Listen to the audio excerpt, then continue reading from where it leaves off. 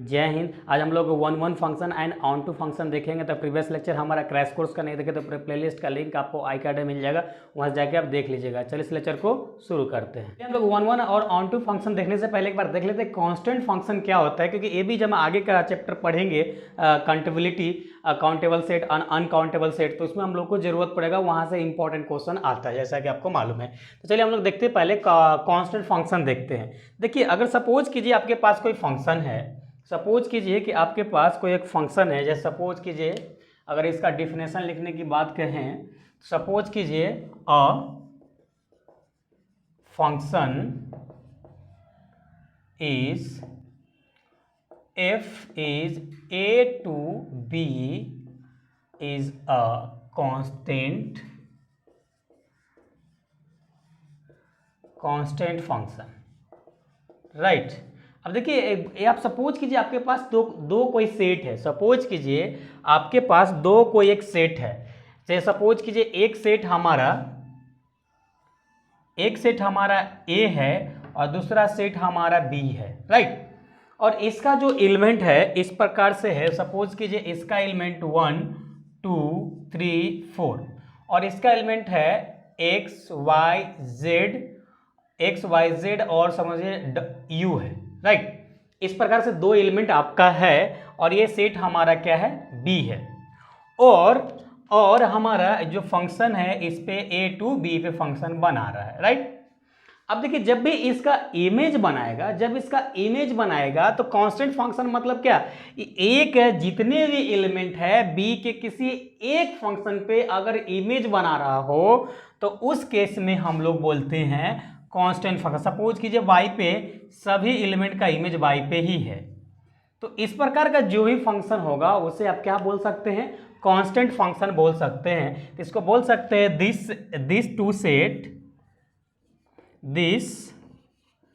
two sets are constant function, right.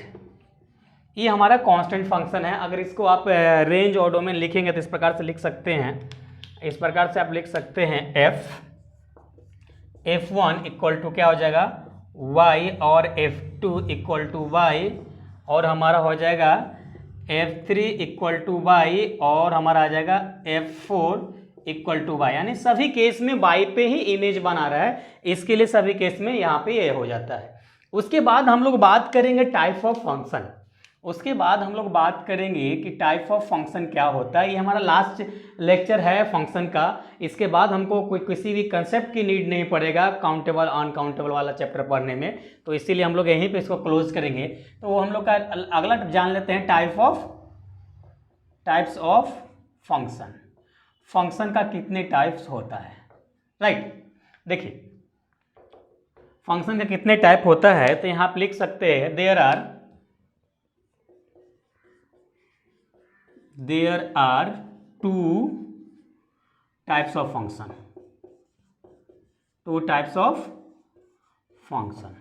और दो types कौन कौन फंक्शन होता है, तो पहला टाइप होता है आपका, जो पहला टाइप आपका होता है वो होता है ऑन टू फंक्शन, और दूसरा टाइप होता है हम लोग का one function, right. One function और ऑन टू फंक्शन। अब देखिए, ये दोनों जो फंक्शन हमारा है ये हमेशा हमारा काम आने वाला है, या कार्डिनल नंबर का चैप्टर पढ़े या काउंटेबिलिटी का चैप्टर पढ़े, दोनों में हमारा काम आएगा। दोनों चैप्टर से डायरेक्टली क्वेश्चन हर साल आता है, तो वो ये दो चीज़ें आप अच्छे से समझते चलिएगा। अगर किसी प्रकार का कोई भी डाउट रह जाता है तो कमेंट करना नहीं भूलिएगा। चलिए अब हम बात करेंगे नंबर 1 का, ऑन टू फंक्शन का। ऑन टू फंक्शन क्या होता है, चीज़ें अच्छे से समझाते जा रहे हैं। किसी पर कोई भी डाउट रह जाता है तो कमेंट करना नहीं भूलिएगा। देखिए, ऑन टू फंक्शन को ही हम लोग दूसरे नाम से जानते हैं सरजेक्टिव फंक्शन। सरजेक्टिव फंक्शन के नाम से ही ऑन टू फंक्शन को हम लोग जानते हैं। ओके, सरजेक्टिव फंक्शन या सरजेक्शन फंक्शन भी इसको हम लोग बोलते हैं, राइट। अब इसको हम लोग बात करते हैं कि ये होता क्या है। तो सपोज कीजिए यहाँ पे फिर से लेटस सपोज लेट सेट ए है कोई आपके पास, जिसका एलिमेंट हमारा सपोज कीजिए 1 2 3 4 इस प्रकार से है, और सेट हमारा बी है जिसका एलिमेंट हमारा है सपोज कीजिए ए, या तो स्मॉल में लिख देते हैं ए बी सी डी है, राइट, ये है। अब इसका हम लोग इमेज बनाते हैं, सपोज कीजिए कि हमारा कोई ए फंक्शन का ये है और बी फंक्शन हमारा ये है, यानी ए ये है और बी ये है, राइट। और इसमें हमारा एलिमेंट 1 2 3 4 है और यहाँ पे ए बी सी डी है, राइट। देखिए ऑन टू फंक्शन अगर सिंपली एक दूसरे पे ही इमेज बना रहा हो, उस केस में कहलाएगा ऑन टू फंक्शन। जैसे सपोज कीजिए कि ये इस प्रकार से है, ये हमारा इस प्रकार से है कि ए से 1 से ए पे बनाया और बी से इस पे बनाया और इससे इस पे बनाया और इससे इस पे बनाया, हमारा किस पे जा रहा है, ए टू बी पे हम मैपिंग निकाल रहे हैं, ए से बी पे निकाल रहे हैं, राइट। तो इस केस का जो भी फंक्शन होता है वह ऑन टू फंक्शन कहलाता है। बट इसमें अगर दूसरा कंडीशन आपको मिल जाता है, इस प्रकार से सपोज कीजिए हमारा ये एग्जाम्पल नंबर 1 हुआ और ये हम एग्जाम्पल नंबर 2 की बात कर रहे हैं। सपोज कीजिए कि यही सेम एलिमेंट हम लोग लेते हैं, ए इक्वल टू, हम सेम एलिमेंट लेते हैं, यहाँ पे सेम एलिमेंट लेते हैं 1 2 3 4, राइट। और हमारा बी सेट है जिसका एलिमेंट हम ले रहे हैं ए बी सी और डी ले रहे हैं, राइट, इतना ले रहे हैं। उसके बाद अब इसका हम लोग क्या करते हैं, इमेज बना कर देखते हैं कि क्या कुछ कंडीशंस हो सकता है। तो सपोज कीजिए कि हमारा सेट ए है और ये सेट बी है, यानी 1 2 3 4, राइट, ए बी सी और डी।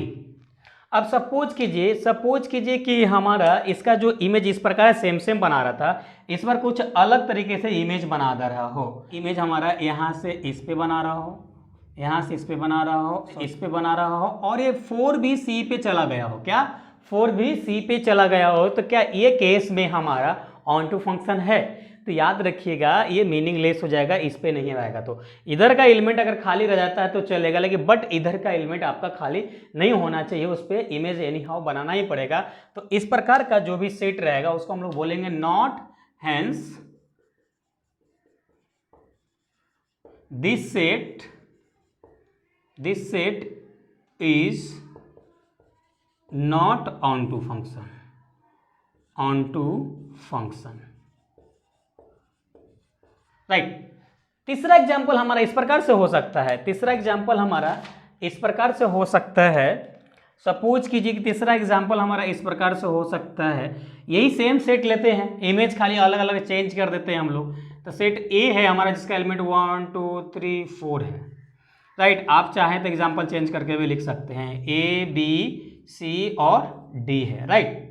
अब इस बार जो इमेज बना रहा है, अब ध्यान से देखिएगा, इस बार जो इमेज आपका बना रहा है इस प्रकार से बना रहा है। सपोज कीजिए कि जो आपका इमेज है इस प्रकार से है, जो ये सेट हमारा ए है और ये सेट हमारा बी है, राइट, जिसमें एलिमेंट हमारा 1 2 3 4 है, यहाँ पे ए बी सी और डी है, राइट। इस प्रकार से हमारा एलिमेंट है। इसमें एक काम करते हैं, इसमें हम लोग एक एलिमेंट बढ़ा देते हैं, ये सेट ए में अगर एलिमेंट हम बढ़ा देते हैं, तो क्या कुछ होगा वो देख लेते हैं, 3 4 5 कर देते हैं, राइट।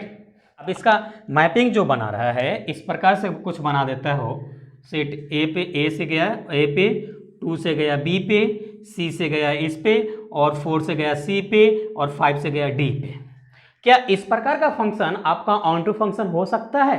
यस, इस प्रकार का फंक्शन आपका ऑन टू फंक्शन हो सकता है। अगर कोई एलिमेंट बच जाता तो उस केस में ऑन टू फंक्शन नहीं होता, उस केस में ऑन टू फंक्शन हमारा नहीं होता। तो आई होप ये ऑन टू फंक्शन, ये कांस्टेंट फंक्शन, सारी चीज़ें आप अच्छे से समझ गए होंगे। अगर समझ गए हैं तो अभी तक लाइक नहीं किए तो लाइक कर दीजिए, अभी तक सब्सक्राइब नहीं किए तो सब्सक्राइब जरूर कर लीजिएगा। और चलिए इसको नोट डाउन कीजिए, फिर हम लोग नेक्स्ट कॉन्सेप्ट की तरफ चलते हैं। इसको नोट डाउन कीजिए। चलिए हम लोग आगे 1-1 फंक्शन की तरफ चलते हैं। तो 1-1 फंक्शन हम लोग देखते हैं क्या होता है। तो सबसे पहले हम लोग 1-1 फंक्शन की बात करेंगे, इसका बात करेंगे 1-1 फंक्शन की। हम लोग ऑन टू फंक्शन देख लिए थे, तो हम लोग 1-1 फंक्शन की बात करेंगे। 1-1 फंक्शन, ओके। देखिए 1-1 फंक्शन कुछ खास नहीं है, अगर ऑन टू फंक्शन आपको समझ में आ गया तो 1-1 फंक्शन भी आपको समझ में आ जाएगा। देखिए सपोज कीजिए आपके पास कोई दो सेट है, सपोज की लेट सेट ए आपका दे रखा है, सपोज कीजिए सेट ए दे रखा है A1 कॉमा A2 A3 और A4 दे रखा है। उसी प्रकार सपोज के सेट आपका बी दे रखा है, जो B1 कॉमा B2 दे रखा है और B3 दे रखा है और B4 दे रखा है, राइट। इस प्रकार से आपका दे रखा है। अब इसका अगर इमेज बनाएगा, इसका अगर इमेज बनाने की हम कोशिश करें तो क्या हो सकता है। सपोज ये सेट हमारा A होगा, ये B होगा और A टू B पे हम लोग इमेज बना रहे हैं, ओके। A टू B पे बना रहे हैं, इसका एलिमेंट हमारा A1 है, इसका एलिमेंट हमारा A1 है और A2 है और A3 है और A4 है, राइट। उसके बाद हमारा इसका एलिमेंट है B1 है और B2 है और B3 है और B4 है, राइट। अगर इसका इमेज यहाँ पे बनाता है इस प्रकार से, ये हम लोग इसका इमेज अगर इस प्रकार से बनाता है A टू B, इस पे जाएगा और इससे इस पे जाएगा और इससे इस पे चला गया, यहाँ पे एक एलिमेंट खाली रह गया, तो क्या ये हमारा 1-1 फंक्शन हो सकता है?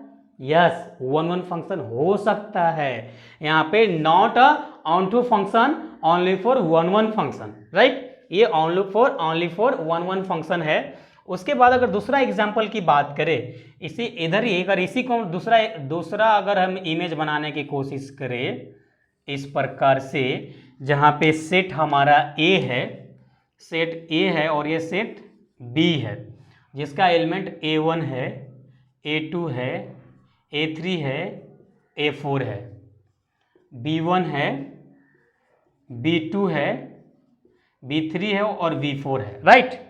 अब ये सिंपल सी अगर इस प्रकार से इमेज बना दे सभी पे आमने सामने, अब ये बताइए कि 1-1 फंक्शन है या ऑन टू फंक्शन है। यहाँ पे ये 1-1 फंक्शन है या ऑन टू फंक्शन है, तो यहाँ पे ये दोनों है। This relation is a both function 1-1 function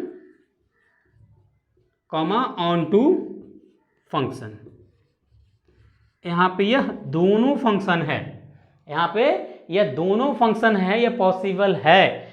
और अगर इसमें हम लोग दूसरा एग्जांपल यहाँ पे देखे थे, देखिए यहाँ पे है एक यहाँ पे जा रहा है, तो ये तो हमारा ऑन टू फंक्शन नहीं था, ऑन टू फंक्शन नहीं था, लेकिन यहाँ पे हम लोग लिख सकते हैं बट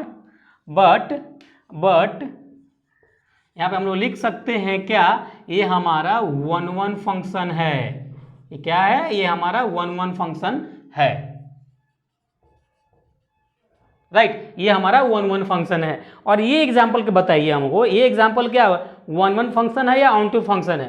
तो इस केस में आप बोल सकते हैं, इस केस में जब भी कुछ रहेगा, ये सपोज कीजिए, चलिए दूसरा एग्जाम्पल लेते हैं। सपोज कीजिए ये हमारा कौन सा है, ये हमारा 1-1 फंक्शन है, not a onto function, 1-1 function only for 1-1 function, right.